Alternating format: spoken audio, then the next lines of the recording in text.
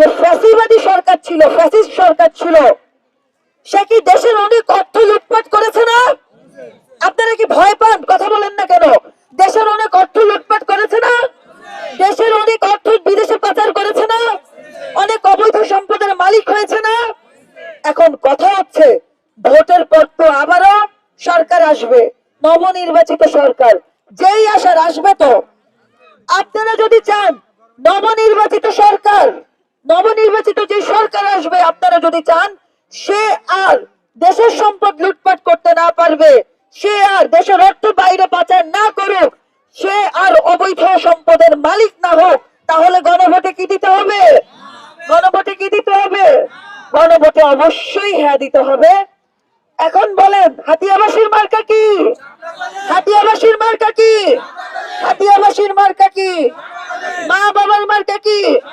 নানা নানির মার্কা কি? মামা মামির মার্কা কি? চাচা চাচির মার্কা কি? হাতিয়াবাসীর মার্কা কি? সোনা দিয়ার মার্কা কি? গণভোটে কি দিব? গণভোটে কি দিব? গণভোটে কি দিব? আপনারা সবাই ভালো থাকেন, সুস্থ থাকেন, নিরাপদে থাকেন, আমাদের জন্য দোয়া করবেন। আসসালামু আলাইকুম।